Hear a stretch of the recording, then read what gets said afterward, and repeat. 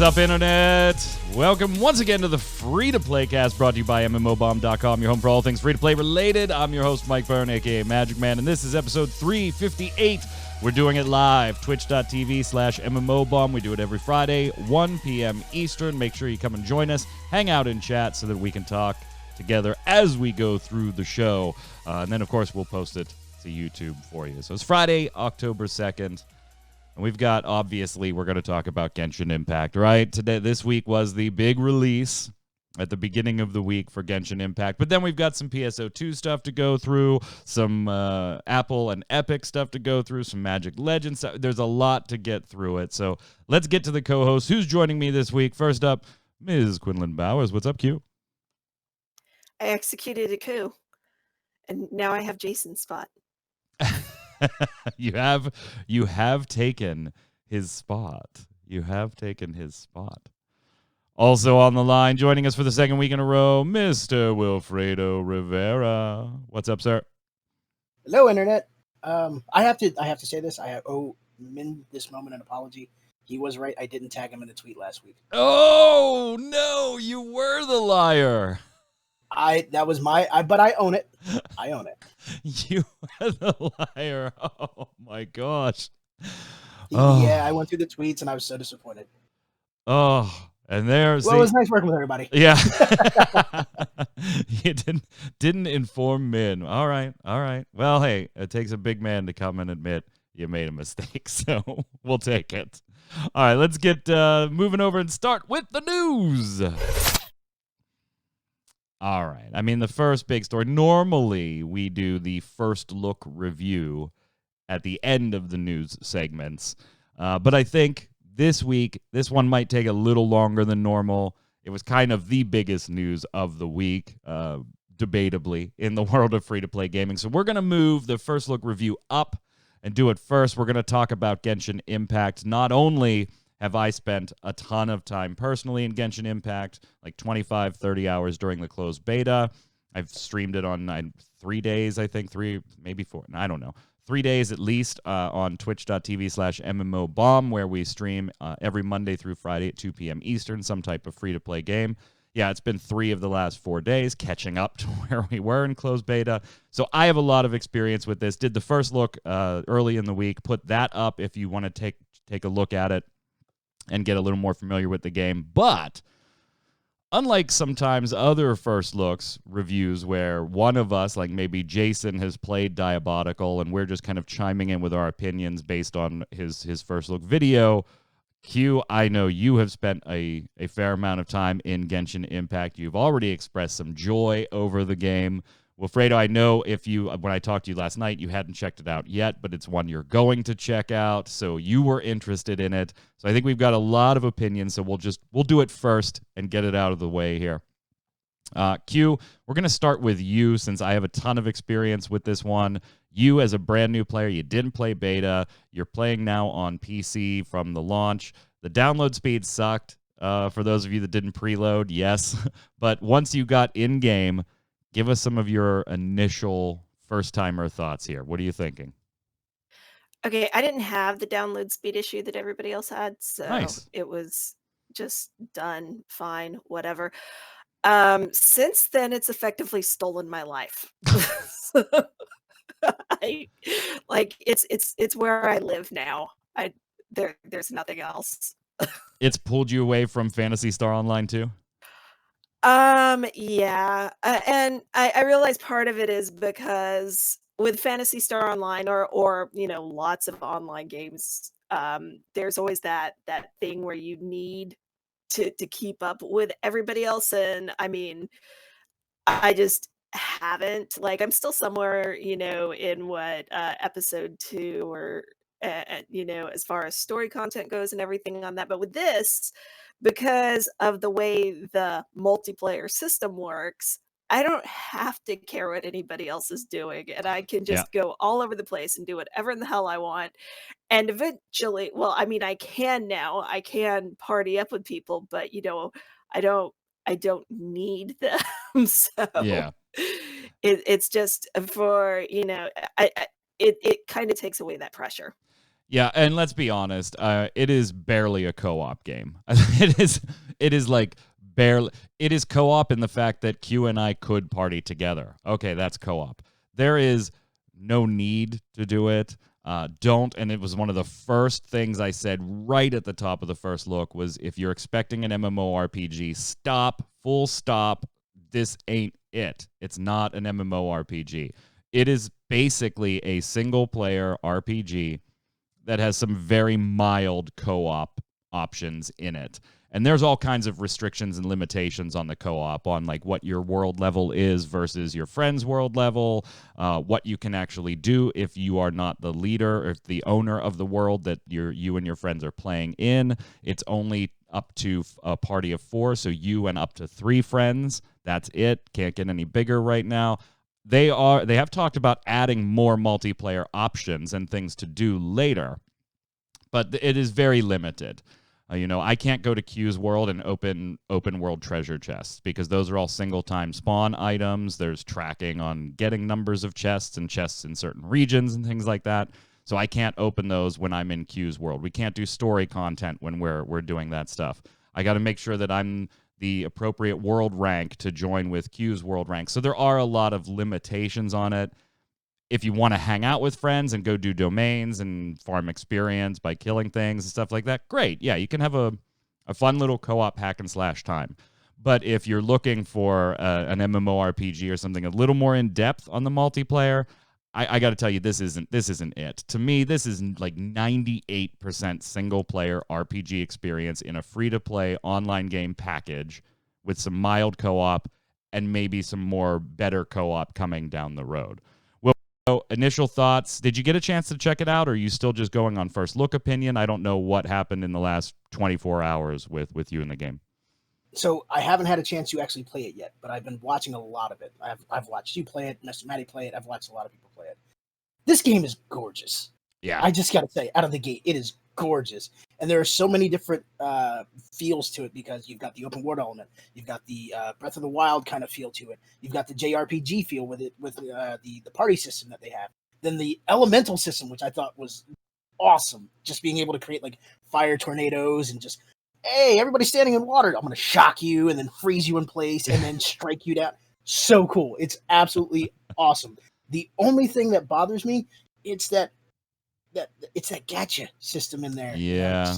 Yeah, we'll talk about that in a few minutes. We'll talk about, because monetization is something we definitely got to talk about.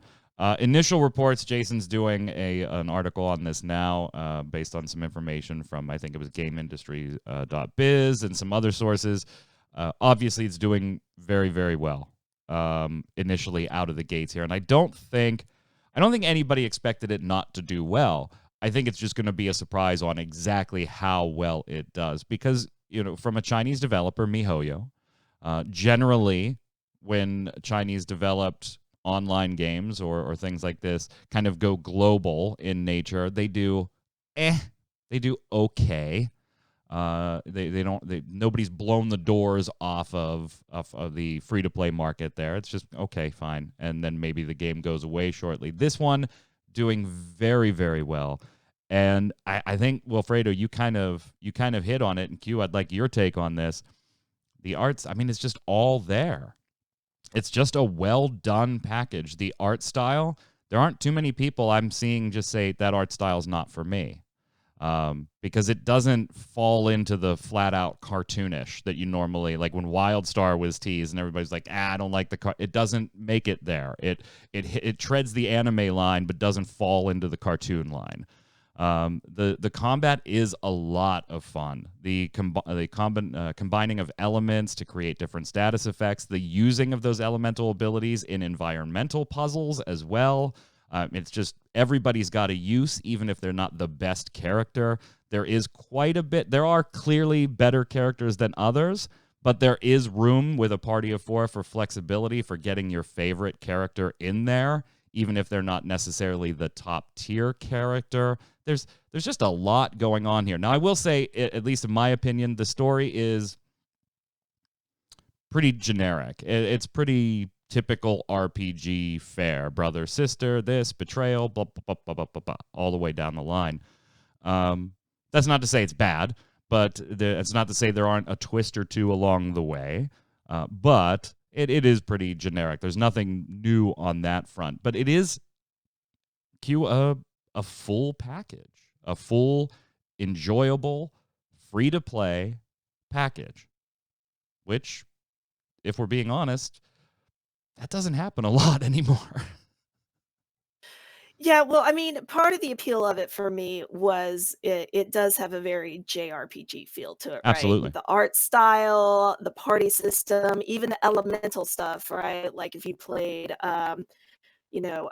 Chrono Cross, Yeah. the ending of that was you trying to get all your element shots aligned just right to take out the enemy, right? So the element system, and they reward you heavily for your use of elements. Is like, they're like, oh well, here's an achievement because you somehow magically met. I don't know how I did it because I wasn't paying attention anytime.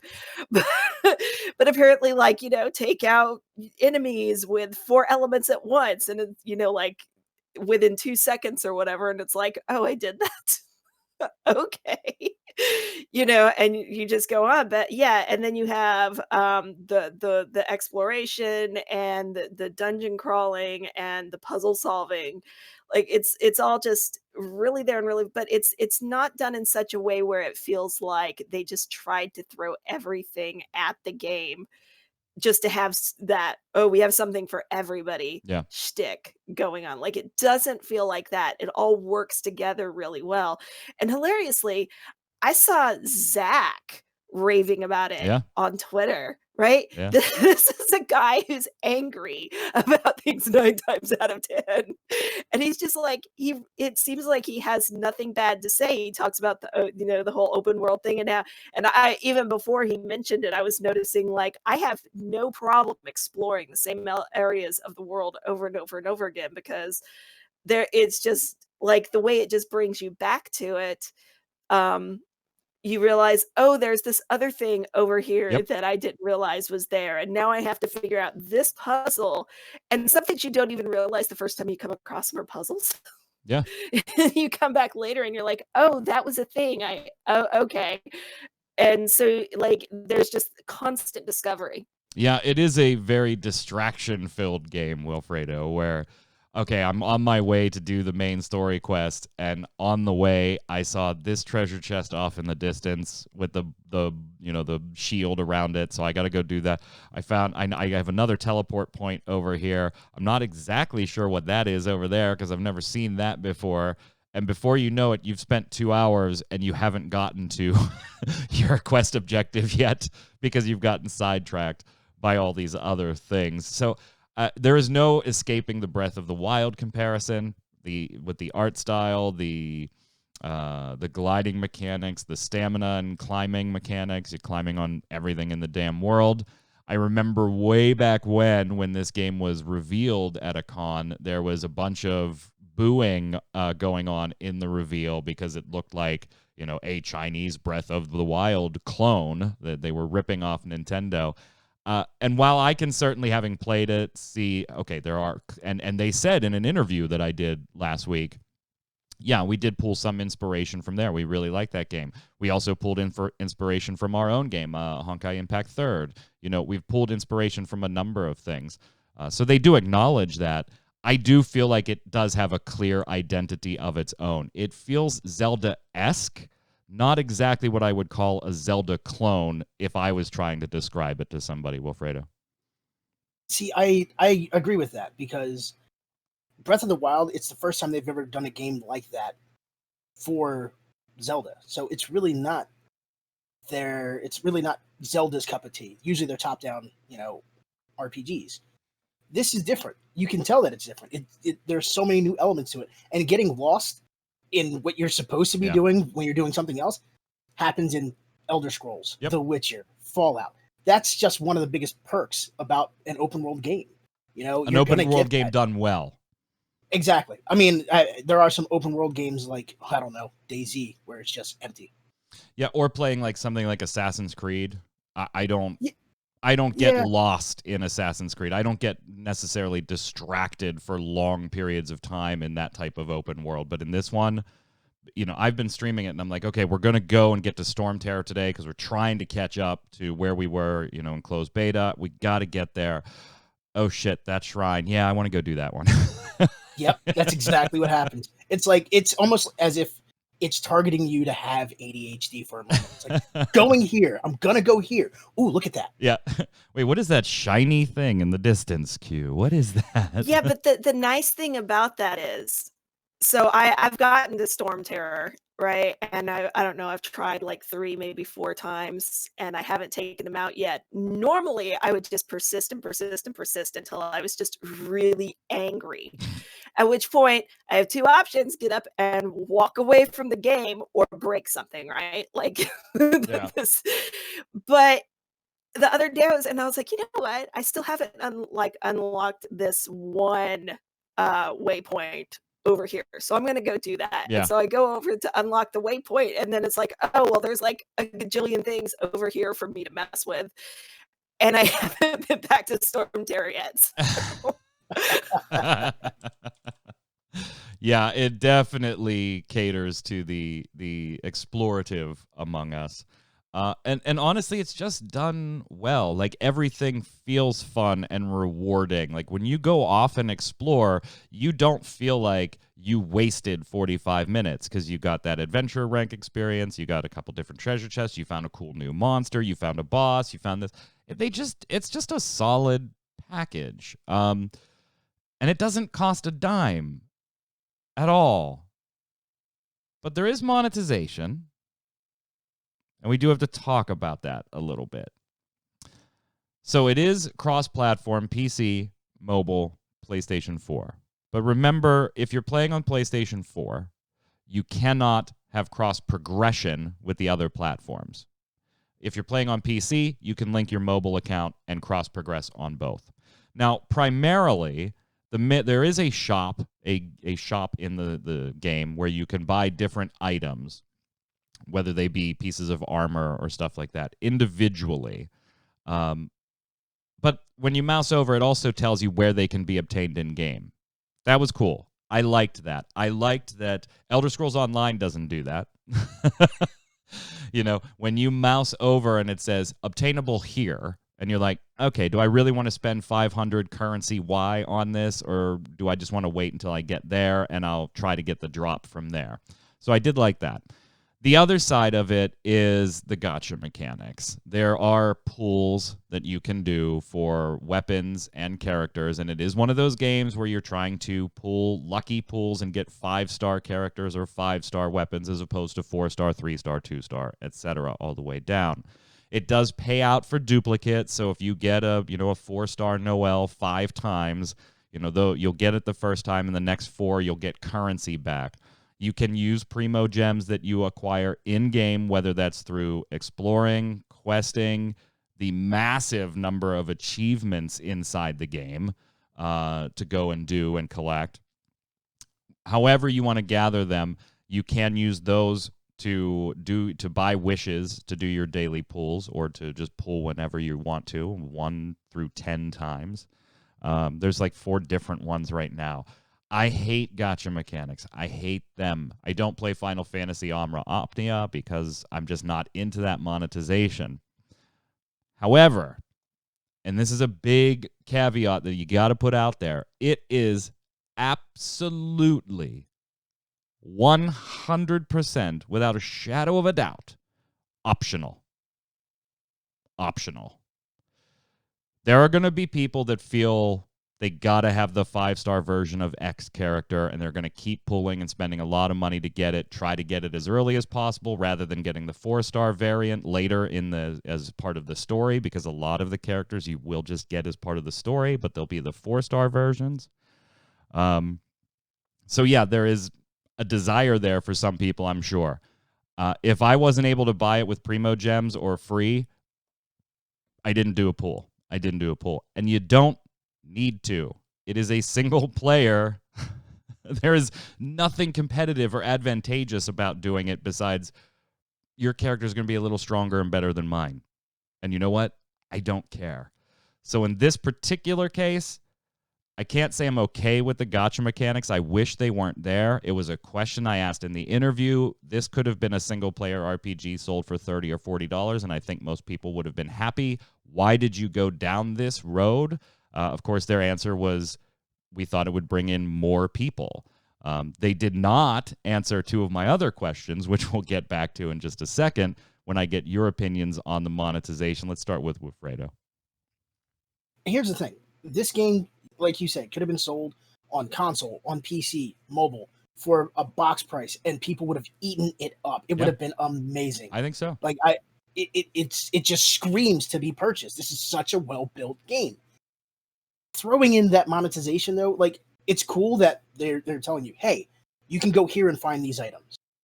But when it comes to trying to get that 5-star character, it's like, you got to start dropping coin. Yeah. For some people, they're addicted to that. They want that. And I it is don't know loot if I box. really like that. I mean, for those of you that aren't familiar with gacha pools, it's a loot box. There's a loot table list of all the characters and weapons that could be in this particular wish or pool, and here's the odds of getting them. So it is a loot box. It's very much a loot box. That worries me a little bit. Outside of that, I would recommend this game to anybody who's ever played a video game, period. Q? I mean, on a personal level, like, I get what y'all are saying. There are those people who are addicted to it. On a personal level, it doesn't bother me. And it may be because since I do play mobile games and, like, I've played, the Walking Dead games where there's the gacha mechanics and all of that, it doesn't faze me. It's just there. And like you said, there's, like, I've had like, I've used it a ton over the last couple of days because of just all the gems I get in game and everything. But I've looked at the store, and they give you very few options, like, as far as the stuff actually related to the gacha mechanics. It seems like there's very few options for purchasing to actually be able to buy the gacha stuff, which is just weird. No, Now, the other there are. It's a conversion, is what it is. Okay, so I mean, some of it I noticed, some of the conversion, but it's those gems I hadn't figured out exactly how they convert. I saw that you could use them to buy the the other just general items or whatever. Yeah. But and none of that stuff have I even bothered, because it's like I can just wander over to what's her face in town and pick up like half the stuff that's in the store. Yeah, it's very conversion hidden. It's like you buy these ones with cash, then you can convert them to this, and then you can go to the Wish, and then those will convert to whatever of the two Wish currencies that you need. So it is like it's a path to go through. Here's $50. Give me 100 pools. It couldn't be that damn easy. It's got like 3 conversions along the way. I don't know. I just have a hard time like supporting any product that has it. I can't support Final Fantasy Amra Omnia. I would love to play it, but no. This game, like, I feel fine playing it because they're not going to get a dime from me. They're literally not going to get a dime from me. Even the little booster that's in there, I was like, meh, no thanks. Like, maybe I'll shell out $5 and give them that like 1 month where they send me Primo gems every day and stuff. But I just don't feel a need to spend money in it, which is good in a free-to-play sense, and is good for somebody like me that is going to treat it like a single-player RPG. And Q, you got 8 5-star characters. Fantastic. Good. I hope you're having fun, because that's what the game's for. It doesn't impact my game at all. Don't care. That's it. I mean, all in all, I've yet to see a 5-star character out of the fools. Well, your main character is 5 stars, so you got that one. Well, yeah, but I'm only doing them right. I'm only doing them with the currency that I earn in game anyway. So, like I said, it doesn't bother me because I've gotten a ton of pulls out of the currency just from playing. Yeah, and we've had a few on stream as well too. Picked up a couple 4-star characters. We didn't get any 5 stars either. So. Now, the 2 questions they would not answer in the interview, one was sent with the original interview questions, and then another one was a follow-up I sent because it stemmed from problems that came after I had already submitted the questions to MiHoYo, and there was some translation time that had to go into sending the questions and getting them back here. So I did ask, why didn't you just charge a box price? I think most of chat here, you'd pay $30-$40 for this, right? Hell, Star Wars Squadrons came out today. It's $40. So let's go with a $40 price tag. Would you pay $40 to have the cash shop from Genshin Impact entirely removed? Yep. Lots of people chiming in. Yep, for sure, all the way across the board. And there's going to be more coming in, but I can't leave that long a pause in the show. Maybe, and that's fair too. But hey, I put the price at 40, and you said maybe. Yeah, it's enticing at that price. I think if you go above there, you're a mess. But Okay, so are we talking though? Because the game's not complete, right? Like there's supposed to be as is right 7 now. other. Yeah. Right. There's so are we talking $40 for we're talking $40 for as is versus the other stuff. So we just end up with we'd say five a complete expansion packs. No, a complete game. $40-$50 for if you got all the expansion packs and stuff in there. Whatever. Do a bundle. Whatever. I don't care.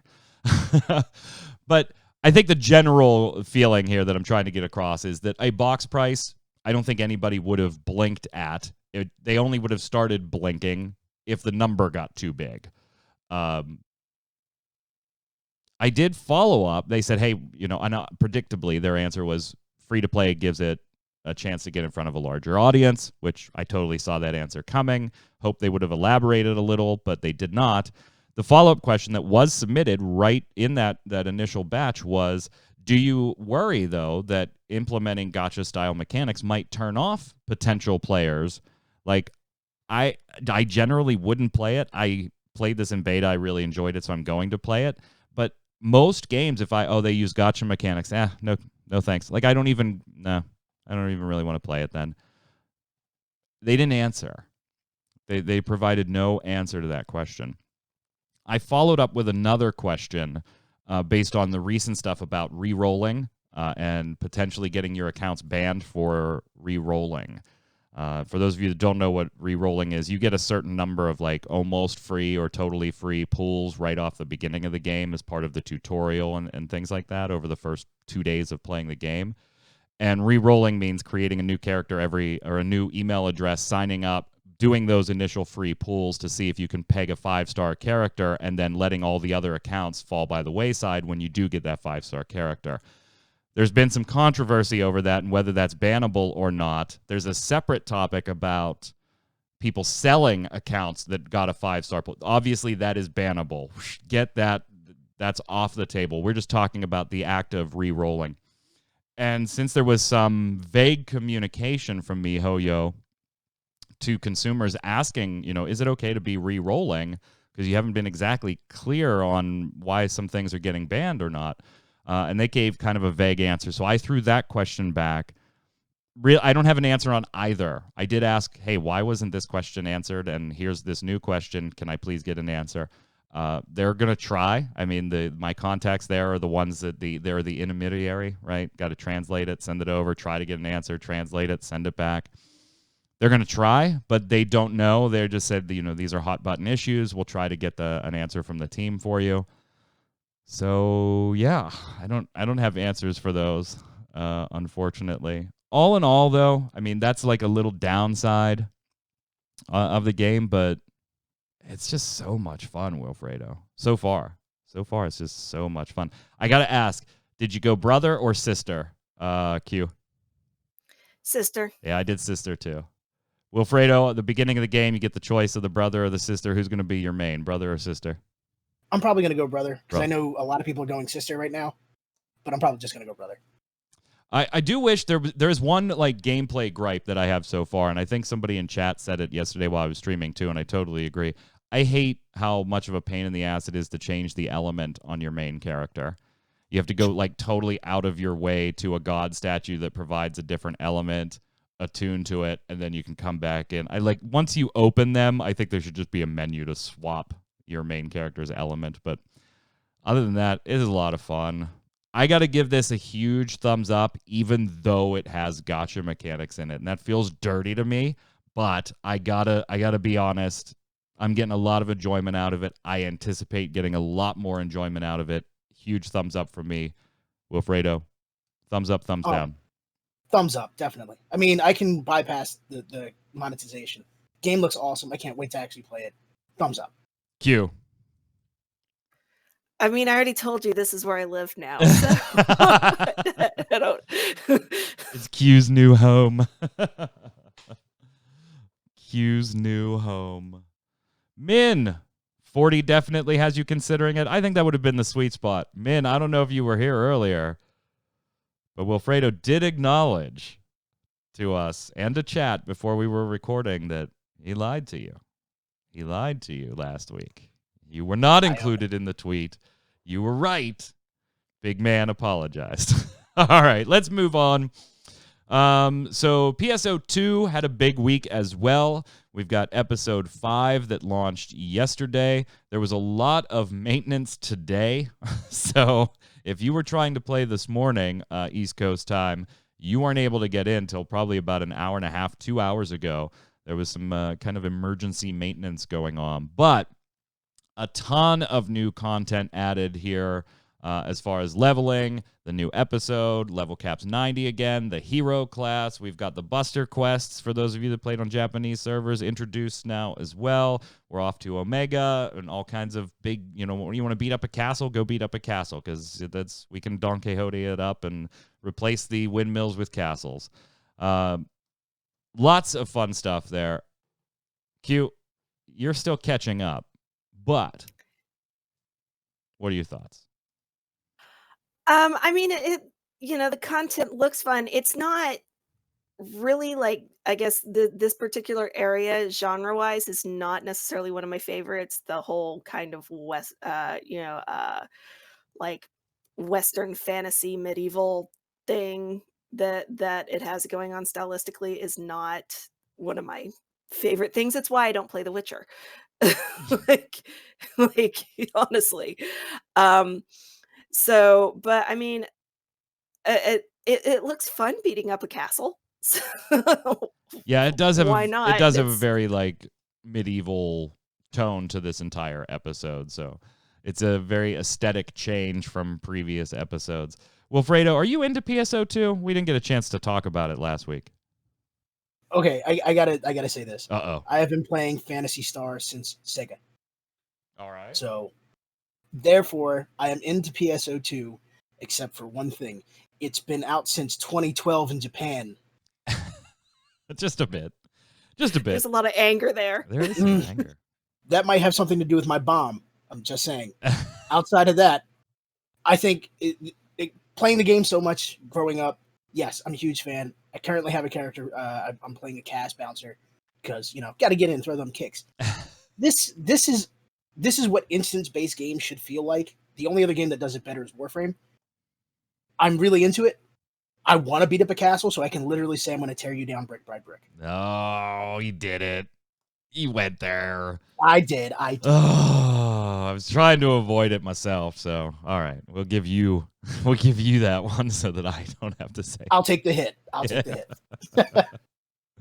But yeah, no, it's awesome game. I think with all the new content, yeah, it's a bit of a change for the aesthetic. Yeah. It doesn't bother me in the slightest. This is very much in that vein of like Star Ocean, where yes, there's sci-fi and yes, there's some medieval. Yep. Can be jarring. Yeah, and I think what's most jarring right now, Q, you're a newer player. You didn't play on the Japanese servers at all. So I'm going to ask you this. We've got New Genesis coming up next year. And as Wilfredo just pointed out, the game's been out for 8 years overseas. And it just came out earlier this year in the United States. And we've gotten, all these updates very, very quickly. I honestly feel like as much as I like it because it's the new content is there, the new 15-star weapons are coming in the next week and the week after. And, great. I feel like the game is pretty intensive to begin with. There's a lot of learning that new players have to go into it. And the update schedule might be detrimental to that new player right now because it feels like, oh my God, I never got a grasp on what was here, and now there's more, and now there's more, and now there's more. So I think the update schedule might be a little bit of a good and a bad. Yeah, I think that's actually pretty accurate, especially so in my case, right, I didn't start playing it until it came out on Steam. I have no idea how long ago that was now because I have no sense of time anymore.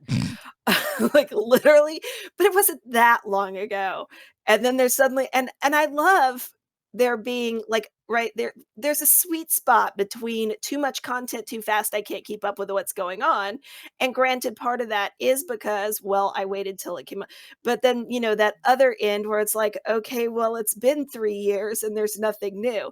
Like, there's a sweet spot in there somewhere where you don't feel like you said with this game, it's not just like the general playing, like getting in there and playing, but yeah, it's all the systems and everything that you need to learn and to in order to actually have a viable character later on Yeah. and all of that jazz that's just like, well, I haven't even got time for that. Yeah. So I'll just go out and beat up some stuff and hopefully it'll get me through and I'll be fine. Wilfredo, do you think there's a little bit of do you think that causes maybe a bit of, you know what, I'm just going to wait for New Genesis? If you're newer or you haven't really invested a lot of time into it yet, or you're thinking about picking it up, then you saw New Genesis. Like, do you think maybe that kind of instills well, why would I progress in that one if that's going to be out in, 7 or 8 months next year? I'll just wait for New Genesis, because I have heard that from a few players, and that's anecdotal. It's just a few conversations I've had, but I wonder if that's happening more broadly, where it's just you know what, I'd have to, the level cap is 90 now. Yeah, you know what, I'll just wait till New Genesis comes out. I think for that, the grind in the game can be a bit painful, I'll admit. However, I think it'd be a good time to actually get into the game now with all the content that it currently has, because it allows you time before New Genesis drops for you to get an understanding on the way how the systems work, finding best ways to party up, knowing that New Genesis is going to allow you to party up with 8 people in an open world. Yeah, I would really get used to it now. Yes, there's a lot to do, there's a lot to learn, it's a bit overwhelming, but if you start small and work your way up, you'll be fine. You've got, what, 7 months? 8 months to worry about? Yeah, I mean, we don't have a date for New Genesis. We just know next year sometime. So, right. If we say 7 or 8 months, that puts it at like summer of 2021. Even if it was in January, that still gives you a couple months to just get used to the game. And pick up some cosmetics. Exactly. And that's one of the things that this game does great, is making your character look awesome. So, yeah, get on it. Cosmetics. Speaking of picking up some free stuff and some cosmetics, if you missed it, right before episode 5 went live, the community team started their Arcs Hour show, kind of a podcast from the a few members of the community team over at PSO2.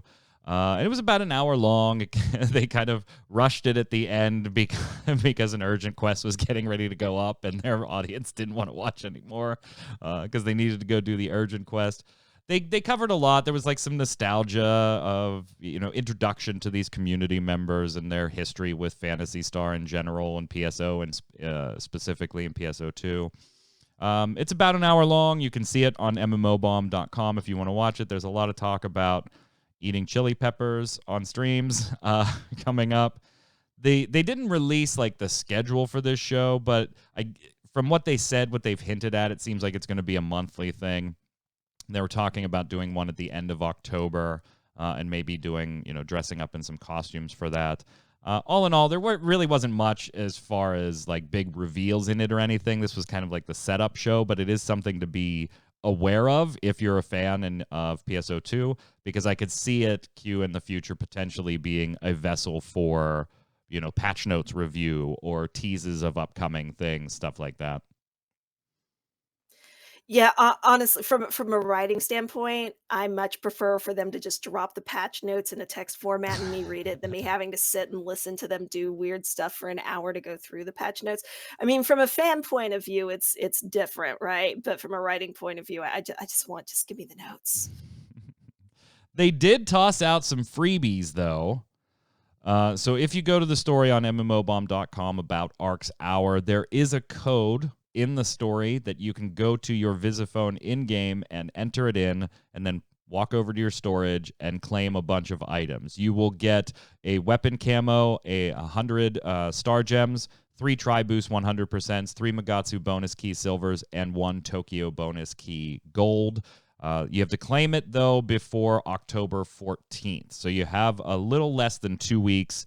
Head on over to mmobomb.com if you missed it. Look for the PSO2 story on Ark's Hour is the name of the show, and we have the code and the screenshot of everything you get right in the story for you. So that was kind of nice. A nice way to end that, Wilfredo, getting some freebies and 100 star gems. That's not something to sneeze at. That's half of your gold mission pass for next month.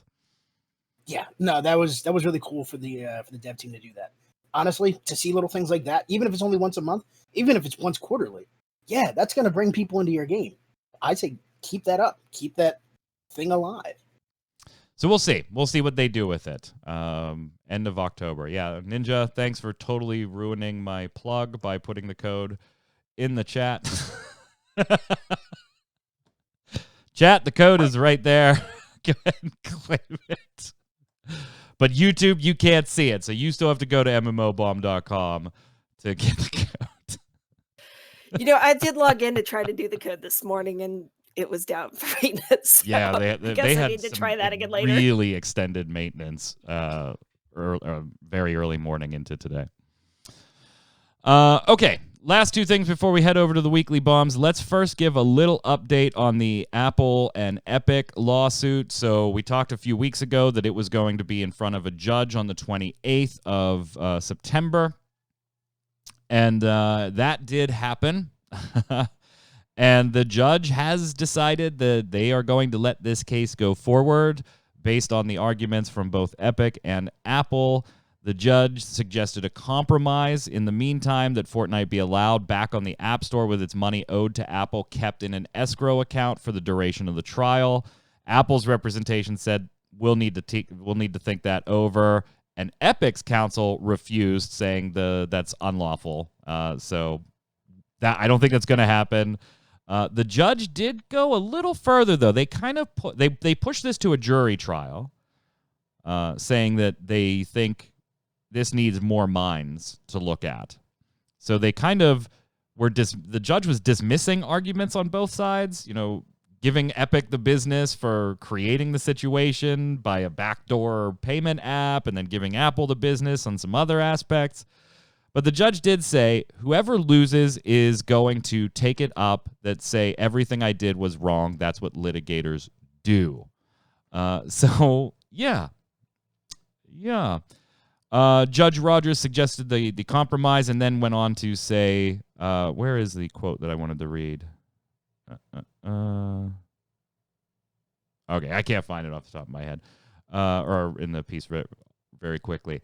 We then got an update 2 days later, right? The judge said this is going to go to jury trial. Both Epic and Apple agree on something. This is not going to go to a jury trial, or we don't want it to. Apple and Epic sat down together after the trial and both filed saying that they do not want this to go to a jury trial, which I'm not surprised at all. As soon as I saw that's where it was going, I kind of predicted behind the scenes that neither one of these teams want this to go to a jury trial. There's a little too much on the line to leave 12 average citizens to make the decision on this one, if you're Apple or Epic. So they have filed saying that we don't want a jury trial. We want a judge to arbitrate the situation. Where it goes from here, we'll have to wait and see. But Q, I don't think the judge was very impressed with anybody here. She wasn't, but also, like on the jury trial thing, Apple originally asked for a jury trial and then came back and said, okay, well, we don't want one because it's going to have to do 2 separate trials, which actually means that you'd have 24 different people deciding things. I'm not sure why 2 trials are needed, because I guess maybe the countersuits, one for each suit from each side or something. But they were just like, yeah, maybe not, since there's going to have to be 2 of these if we do it that way. But yeah, she literally told when they complained that when Epic complained that her decision made unlawful provisions for monopolists, she was like, I don't buy that, didn't buy that before, and not particularly impressed with it now. Like, Yeah. she just kept telling them, Epic specifically, I'm not impressed with you. Yeah. None of these shenanigans are good. I'm not impressed. Yeah, Wilfredo, the judge called Epic's claim of irreparable harm not valid and said there's no case law that says that my billion-dollar company is losing some millions, so therefore that's irreparable harm. Also went on, Epic willingly circumventing the 30% fee imposed by the App Store with their backdoor thing was not honest, and was less than impressed with arguments put forth by Epic's legal team. But at the end of the day, still said, even though I am not impressed with the main points of your argument, Epic, I do think there is a valid argument to be had here. This should move forward to a jury trial. Kind of a little bit of a conflicting message there in the, I don't think a lot of what you're saying is valid, but it's valid enough that I think we should have some other minds take a look at this. I think that's actually a good part on the judge, saying I can't look at this from a perspective where I find zero bias. Maybe she's an iPhone user. I don't know. Maybe Apple was like, hey, you know what? We had this whole jury thing before, and we had to literally count $5 million in nickels. We don't want that either. Maybe she's just like, I can't proceed with this without having some kind of bias. So let's get more people involved so I don't have to have that weight on my shoulders. Yeah, and I would hesitate to use the word bias. I don't think the judge expressed any type of bias because this was the preliminary hearings to decide, like, do you have a case to move forward with? Not, the only way this would have been tossed out is if the judge looked at it and said, none of you have any good points here. This isn't a lawsuit. Get the hell out of here. So the bar on this type of hearing is pretty low. You just have to prove you have a valid argument that should at least be arbitrated. Whether or not it's good enough to win is not the bar here. And her saying, I'm not impressed with this, like, is different than saying, well, you don't have a legal point. Right. It's just, I think maybe the point she's making is that the way they went about making this point was what she considers the wrong way to do it, but the point in and of itself is still technically valid in a legal sense. For those of you outside of the United States, at this point in our legal process, it's really hard to stop a case at this point.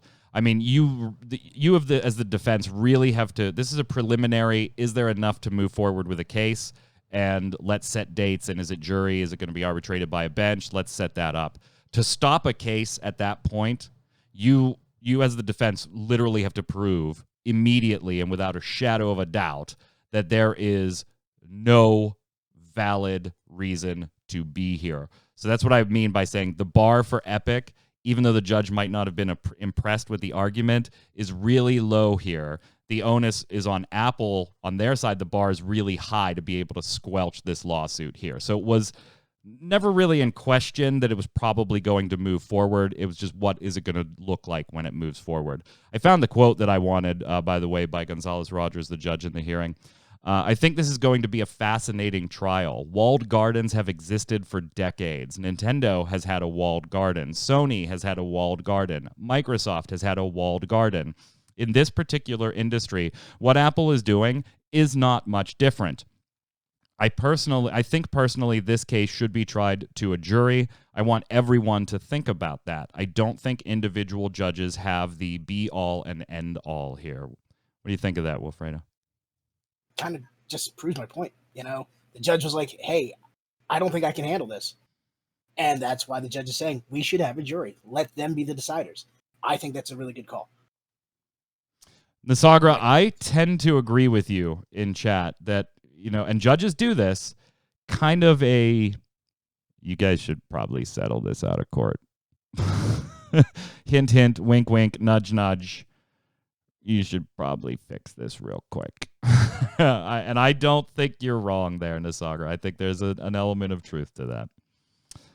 Judge is saying you two are having a bad breakup. Talk it out. Right. Right. Please. This is like watching our parents fight. Could you guys just go outside and settle this? And we have way, way more important stuff to be dealing with right now than you guys having a pissing contest. A little bit. I'm crying so hard that you guys are out millions. All right, finally, very quickly, kind of surprising to me, but maybe not totally surprising to some. We did get news a couple of days ago, 2 days ago, that Magic Legends, the game coming out from Perfect World Entertainment and Cryptic Studios, slated to launch later this year, is now going to be pushed back into spring of 2021. It was somewhat buried in their press release on this, or their statement on the site. It was like they talked about development and then this, and it wasn't even labeled. It was labeled State of Development Update 2. And then the sub-headline, an update on where we're at, what's been going on lately, and Magic Legends upcoming release. And then the byline, and then a paragraph on welcoming you, and then a paragraph on the state of the blog and talking about the reveal of the different classes, which we've covered on MMO Bomb. And then the next paragraph on, hey, we've had 2 closed alpha tests. And then the next paragraph is like, by the way, we're shifting the release date of Magic Legends to spring of next year to ensure we deliver the highest quality Magic experience we possibly can.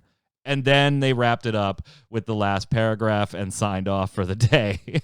It was just really kind of jammed in there. So if you've been waiting for this one, next year now, and ultimately, personally, I think it's probably a good thing. I hope it's making them reconsider some things. I think we're too far along the path for some of those item timers to be taken out that we saw in some of the leaked alpha shots, but maybe not. There was a lot that people weren't happy about, and hopefully, Wilfredo, this cleans some of that stuff up for fans of Magic the Gathering and people who were looking forward to this, ARPG experience. Not going to happen. These are Magic the Gathering fans. Nothing makes them happy. Not going to happen. The game could come out tomorrow and be perfect. But you did something wrong. A little bit of angst. You think Magic the Gathering players are a little angsty, huh? I used to be one. Yes. Q, good thing, bad thing, indifferent thing for you?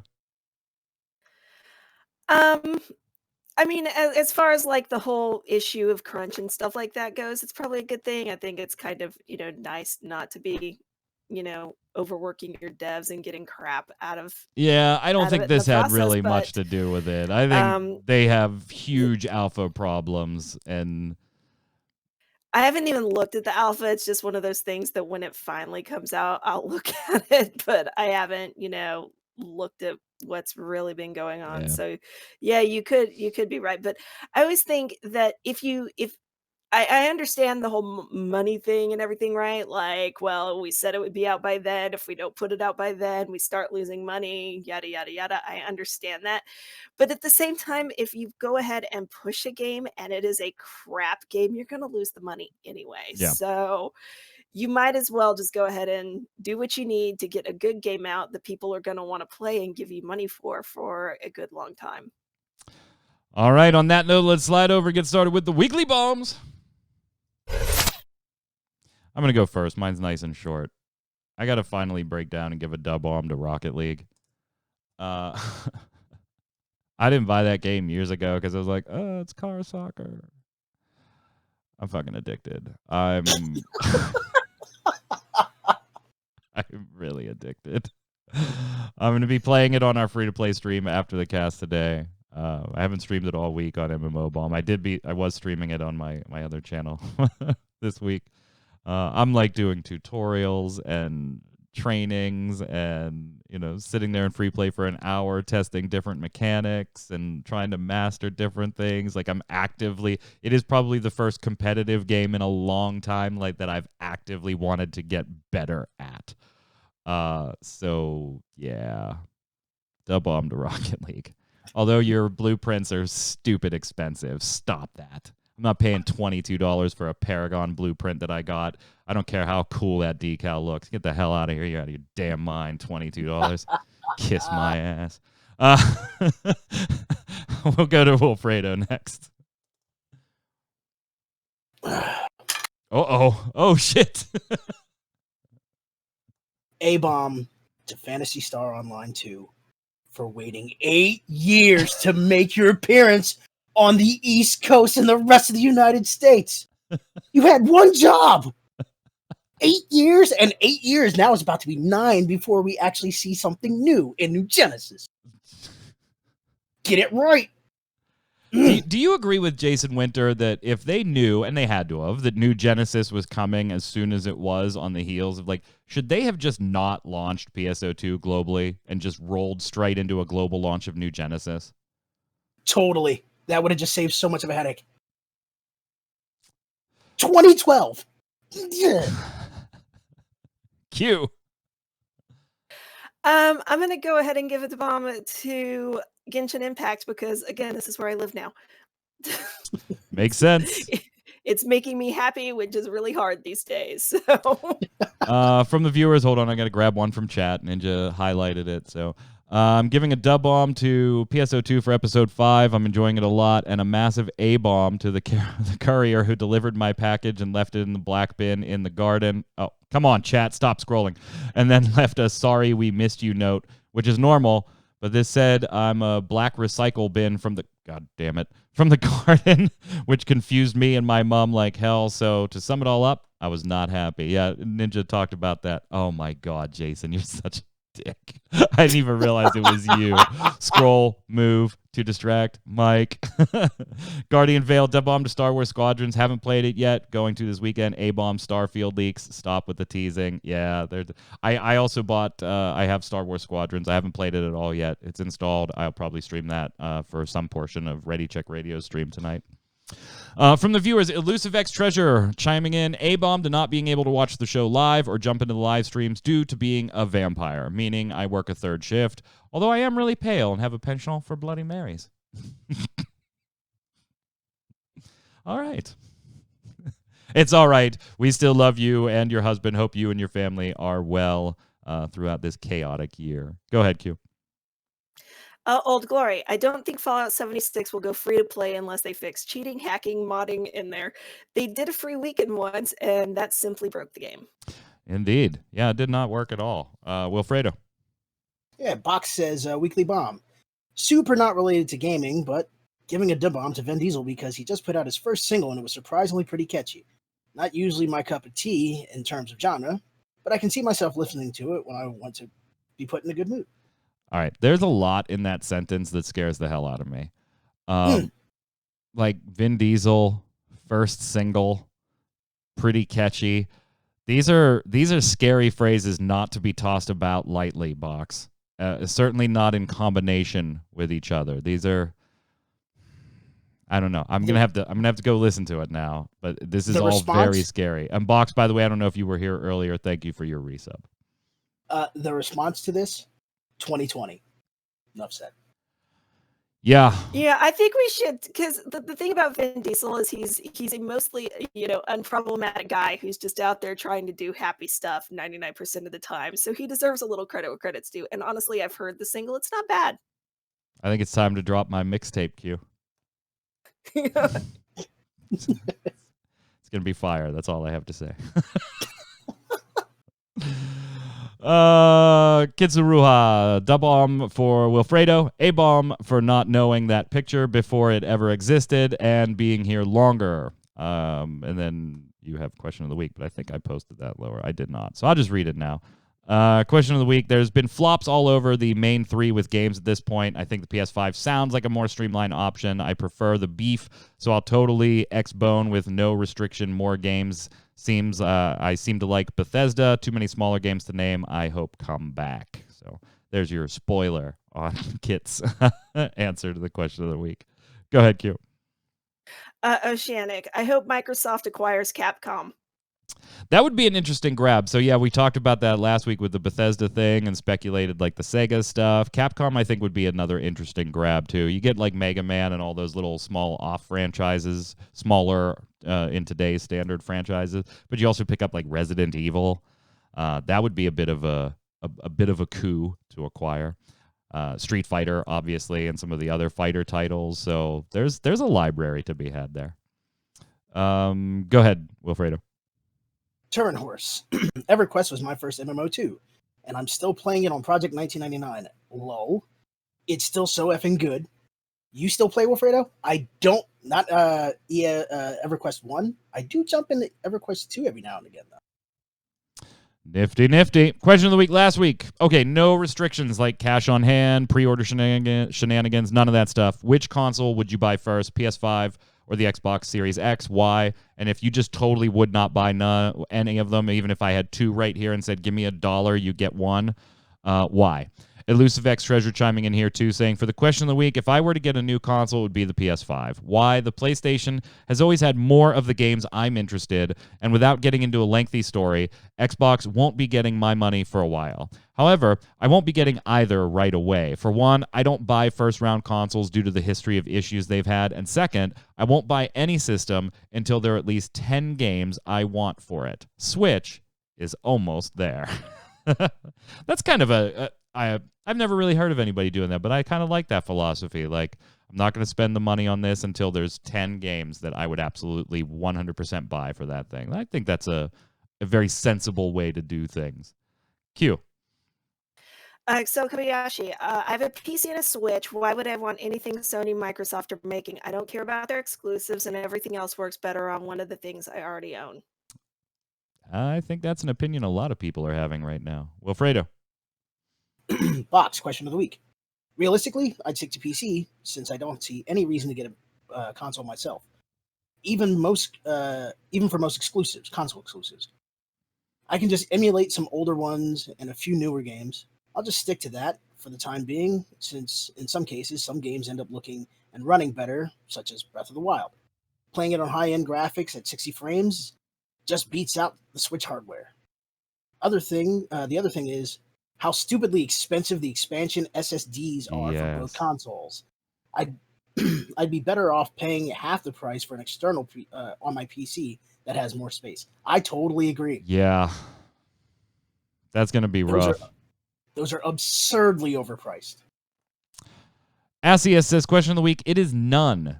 Even if I have no reason to buy the Xbox Series or whatever PS5. Reasons why: one, neither Microsoft nor Sony supports my country, Lithuania, part of the EU. Shoutouts to Lithuania. You can't buy the PSN or Xbox Live. You can't even get the online shops unless you register through a different country. Nintendo does, so Nintendo gets my money. Second, I bought PS4 for Persona 5. I played it, and I have a nice dust collecting box sitting there under the TV. I don't need a more powerful 4K dust bin. If Persona 6 comes out on PS5 only, I'll consider it then. Third, all I need for my gaming needs is World of Warcraft and great RPGs, and I can get that on the Switch, which does support my country fully.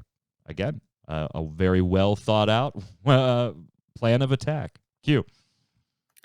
Bruckner Kittlin. Well, since now Xbox have a timed exclusive on Bethesda titles, I would 100% go for it over the PS5. Yeah, I think that's going to grab some. I don't know if the audience is huge that it's going to grab, but it'll grab some. Go ahead, Wilfredo. Sure. Tikal, $23.99. I plan on buying both. Why? Because I just happen to be able to afford both. I'm typically a guy who just gets all the consoles of any given generation anyway. Though I have zero interest in the Switch. So this won't be any different. Yeah, and that's kind of like my thing is even though I have more of a professional reason to get both as early as possible too, to cover stuff and record and do videos and things like that. Even if I wasn't doing that, I'm okay being a day one adopter of both, but I don't have to be a day one adopter. Like if I wasn't able to get my pre-orders, I would have been okay with buying them a month later. That's fine. But both of mine are in, so Misfit Rain, question of the week. I would choose the Xbox for sure, since all the games from Bethesda and other titles will be on PC also via the Game Pass. That's my gaming preference. And Minecraft 76. Am I right? No, you're not right. That's wrong. Don't ever say that again. Q. Slayer Master PWI. I will be buying the PS5 a year after launch. I waited a year for my PS4, and I don't mind waiting an additional year. The reason as to why I'm going with the PS5 is because I'm a big fan of JRPGs and Gran Turismo. However, I will be getting a Switch before I buy a PS5. I need Shin Megami Tensei 5. Keep going.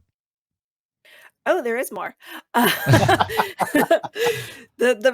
There being an actual paragraph was confusing. Additional notes from Microsoft and Sega. I can't picture Microsoft buying Sega for the Xbox brand. Sega has so many Japanese games, and Xbox players don't usually play Japanese games. A lot of my coworkers have Xboxes, and all of them have zero interest in Japanese games. Yeah. I don't think they're going to buy, but I think it's interesting. I think there's definitely a partnership we're going to get teased somewhere here with them. Finish it up, Wilfredo. Sure. Raggerty says, question of the week. None. A PC can do so much better, while the consoles do allow people to game and a relatively good price. I'd rather double the cost and be able to change things out and upgrade when I can get the better experiences. Not to mention, you can play the exclusives on the console if you know how to do it on your PC. Yeah, I mean, we can't really go into that, but you're not wrong. You're not wrong. Question of the week this week. You got ours. You got our views.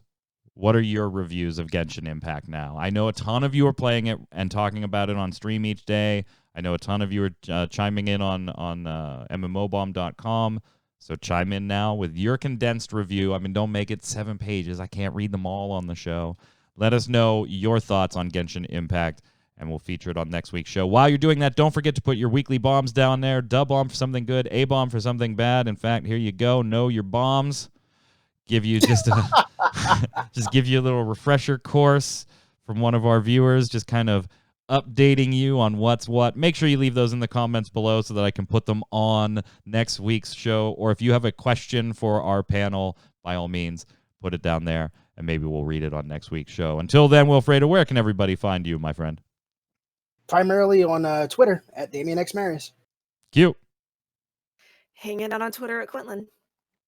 I'm Mike Byrne. You can follow me personally right there at magicman1 on Twitter. But more importantly, follow at MMOBomb so you get tweets of all the latest news articles, free-to-play cast, first looks, everything else, giveaways, and so much more. Until next week, gang, stay safe, and we'll see you on the servers.